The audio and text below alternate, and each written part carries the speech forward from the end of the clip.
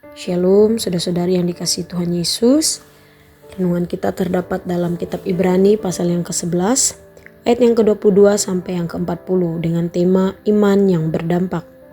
Ibrani pasal yang ke-11 ayat yang ke-23. Karena iman maka Musa setelah ia lahir disembunyikan selama 3 bulan oleh orang tuanya, karena mereka melihat bahwa anak itu elok rupanya dan mereka tidak takut akan perintah raja. Kisah Yusuf dan Musa menjadi contoh teguhnya iman mereka sehingga mengakhiri pertandingan iman mereka dengan baik. Ibrani pasal yang ke-11 ayat yang pertama. Iman adalah dasar dari segala sesuatu yang kita harapkan dan bukti dari segala sesuatu yang tidak kita lihat. Yusuf punya kisah yang kompleks, menjadi kesayangan ayahnya, tapi mendapatkan perlakuan yang tidak baik dari saudara-saudaranya. Berakhir dijual dan kematiannya direkayasa. Tidak sampai di situ, ia sudah bekerja dengan baik tetapi difitnah dan berakhir di penjara. Ketika proses demi proses yang ia alami, sampailah kepada ia akhirnya menjadi orang penting di Mesir. Yusuf dipersiapkan oleh Allah untuk mendahului saudara-saudaranya menjadi kesayangan raja dan berhasil mengatur hasil panen. Sebagai orang yang mengatur bahan pangan sehingga keluarganya tidak kelaparan di tengah bencana kelaparan. Di akhir hidupnya Yusuf berkumpul bersama ayah dan saudara-saudaranya. Sampai pada kematiannya ia berpesan kepada orang Israel bahwa mereka harus membawa tulang belulangnya kembali ke tanah Kanaan. Musa seorang anak yang disembunyikan oleh orang tuanya selama 3 bulan. Berakhir dihanyutkan di sungai bertemu dengan putri Firaun. Semasa hidupnya ia dididik dengan pengajaran orang Mesir, menjadi kesayangan putri Firaun.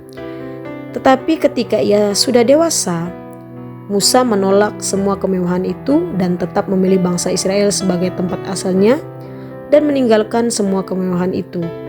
Ia juga harus menjadi orang yang ditunjuk oleh Allah untuk membawa bangsa Israel keluar dari perbudakan di Mesir.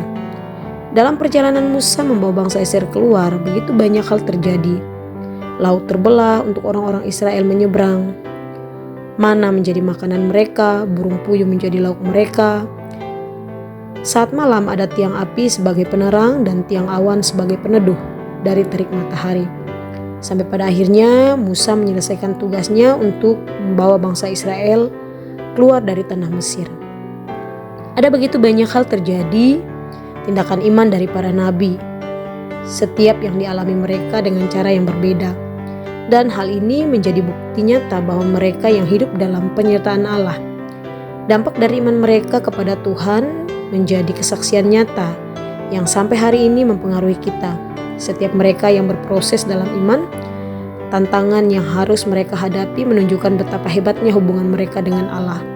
Allah menyertai mereka dalam keadaan ragu, takut, bimbang. Allah meyakinkan mereka bahwa Allah bersama-sama dengan mereka.